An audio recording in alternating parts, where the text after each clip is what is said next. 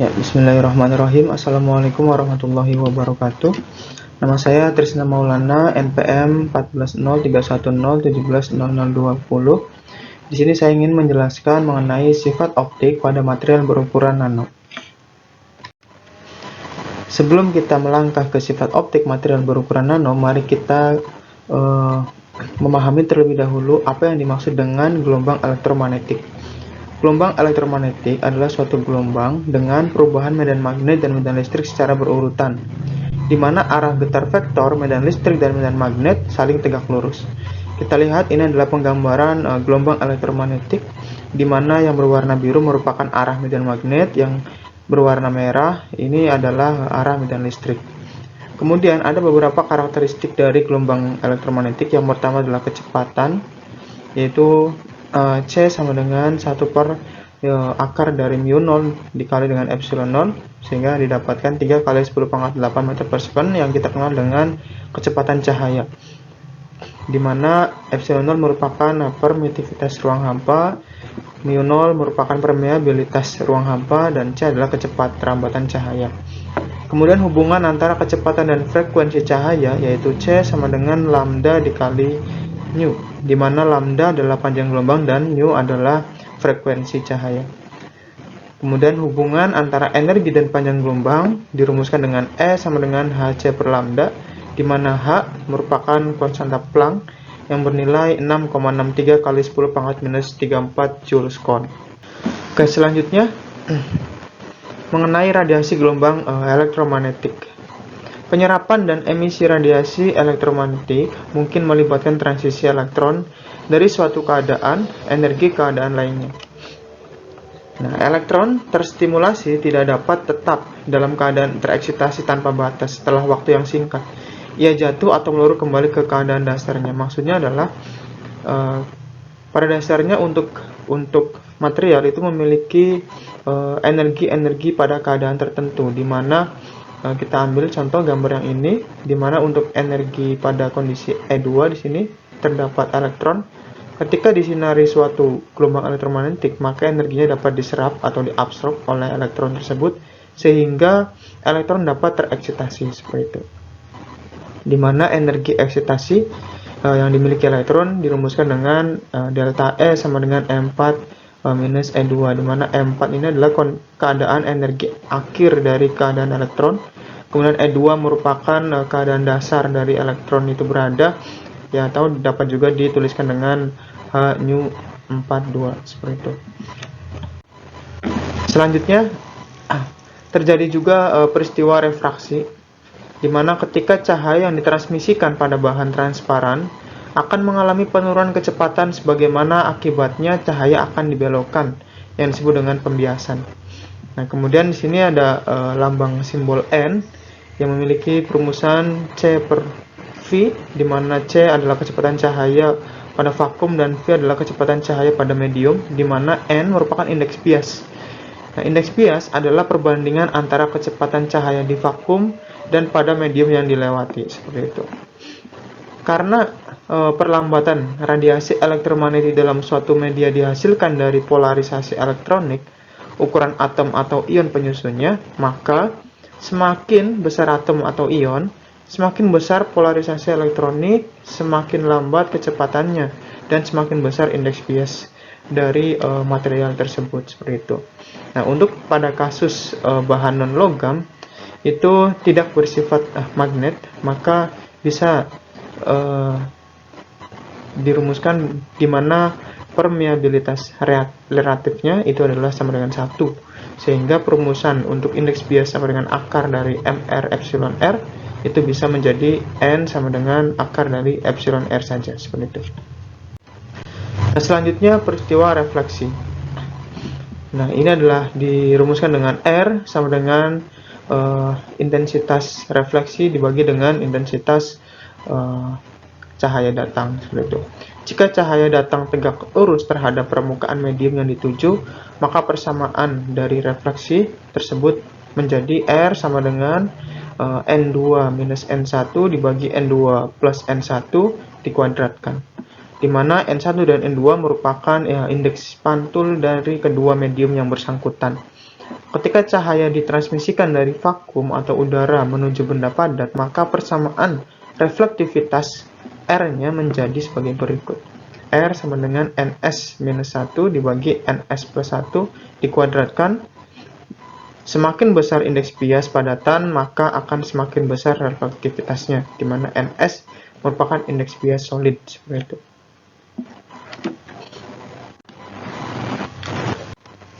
Ya, selanjutnya ini merupakan respon benda terhadap cahaya. Jadi ketika benda disinari oleh cahaya, maka memiliki respon tertentu sehingga akan memunculkan karakteristik tertentu terhadap material tersebut.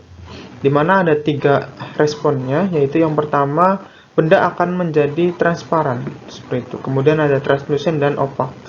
Di mana ketiga ini, yang pertama benda transparan, yaitu kejadiannya adalah ketika cahaya memancari suatu benda, maka cahaya dapat ditransmisikan dengan sempurna. Itulah mengapa benda tersebut akan transparan, seperti itu. Nah, selanjutnya untuk benda yang translucent, nah itu translucent seperti ini, seperti gelas berwarna hijau. Nah, dimana ketika cahaya dipancarkan ke material tersebut atau ke benda tersebut, maka ketika ditransmisikan cahaya akan terhambur, seperti itu. Nah, kemudian untuk yang opak itu adalah ketika cahaya dipancarkan ke benda tersebut, maka seluruh cahaya tersebut idealnya adalah diabsorb oleh benda, sehingga benda akan berwarna lebih gelap, seperti itu. Nah, selanjutnya ada peristiwa yang terjadi ketika suatu cahaya dengan energi dan frekuensi tertentu menyinari atau memancari suatu material, maka akan terjadi peristiwa yang disebut dengan luminescence. Di mana luminescence adalah radiasi emisi dari suatu solid yang relatif memiliki temperatur rendah. Nah, untuk kasus ini ada yang disebut juga dengan photoluminescence dan phosphorescence. Photoluminescence adalah cahaya emisi dari absorpsi energi yang terjadi pada energi foton ultraviolet, dan paling sering digunakan adalah fluorescence. Nah, kemudian sedangkan untuk phosphorescence adalah cahaya emisi dari absorpsi energi yang terjadi pada energi foton ultraviolet, tetapi konversi yang terjadi lebih lambat sehingga terjadi delay, seperti itu. Kalau kita lihat ketika elektron berada di pita valensi, kemudian disinari suatu cahaya dengan energi dan frekuensi tertentu, maka elektron dapat mengabsorb energi tersebut sehingga elektron dapat tereksitasi. Nah, maka ketika elektron balik lagi ke keadaan dasarnya, maka itulah akan memunculkan peristiwa-peristiwa yang disebut dengan luminescence, seperti itu. Baik itu photoluminescence ataupun phosphorescence. Nah, selanjutnya untuk penjelasan yang tadi itu adalah penjelasan mengenai materialnya masih berbentuk bulk, seperti itu. Bagaimana jika materialnya berukuran nano? Apa yang terjadi? Nah, dalam kasus bahan bulk, karena jumlah atom permukaan dapat diabaikan dibandingkan dengan atom interior, sifat mereka sepenuhnya ditentukan oleh atom pada bagian interior. Tetapi dalam kasus nanomaterial, kontribusi atom permukaan meningkat dengan berkurangnya ukuran partikel, sehingga sifat material nano sangat dipengaruhi oleh atom permukaan. Itulah perbedaannya, di mana atom permukaan memiliki kontribusi yang maksimal terhadap sifat atau karakteristik dari material tersebut. Kemudian ada pengekangan. Pengekangan berarti membatasi gerak elektron yang bergerak secara acak ke tingkat energi tertentu. Nah, sehingga disebut diskrit. Ketika ukuran partikel direduksi menjadi skala nano, dimensi pembatas membuat tingkat energi diskrit dan meningkatkan celah pita material. Kita lihat ini adalah penggambaran untuk bulk materials dan nanomaterial. Kita dilihat dari energi gap-nya, di mana energi gap adalah energi yang dibutuhkan untuk elektron bereksitasi dari pita valensi ke pita konduksi. Seperti itu. Kalau kita lihat bulk material dengan material yang sama, untuk kasus bulk, itu energi gap-nya sebesar ini. Namun ketika materialnya diperkecil lagi ukurannya menjadi nano, maka energi gap akan semakin besar, seperti itu. Sehingga dapat disimpulkan di sini bahwa energi gap material yang sama dengan ukuran nano itu lebih besar dari energi gap pada ukuran bulk. Oke, selanjutnya ini adalah efek kurungan nanomaterial. Nah, selain luas permukaan yang tinggi, kemungkinan munculnya efek kuantum pada skala nano juga bertanggung jawab atas sifat material nano yang berbeda dibandingkan dengan material bulk. Nah, efek kurungan kuantum menggambarkan elektron dalam hal tingkat energi, sumber potensial, pita valensi, pita konduksi, dan energi gap. Seperti itu, yang nanti kita akan bahas berikutnya. Kemudian, pengurungan berarti membatasi gerak elektron yang bergerak secara acak ke tingkat energi tertentu.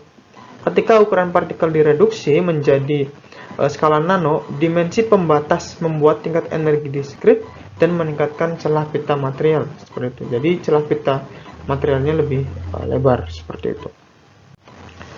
Nah, ini adalah contoh penggambaran saja untuk material unsur Na, seperti itu, yang memiliki nomor atom 11 dan konfigurasi elektron 1s2, 2s2, 2p6, dan 3s1.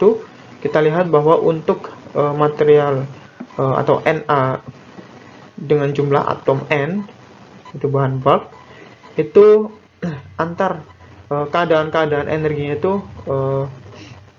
itu sangat berdekatan sekali, sehingga seolah-olah continuous seperti itu. Sedangkan untuk ketika jumlah atomnya lebih sedikit lagi, maka keadaan-keadaannya bisa dibedakan seperti itu, bisa lebih dibedakan pada keadaan tertentu, seperti dimana elektron tentu menempati keadaan-keadaan energinya masing-masing dengan menerapkan prinsip larangan Pauli, seperti itu, yang kita sebut elektron ini adalah fermion.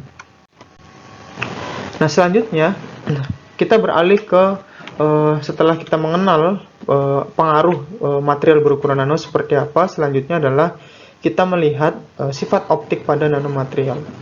Ada dua faktor penting ketika kita meninjau suatu sifat optik nanomaterial. Yang pertama adalah peningkatan energi gap, seperti itu. Yang kedua adalah surface plasmon resonance, yang kita akan bahas berikutnya. Nah, kita lihat di sini adalah untuk kasus nano semikonduktor.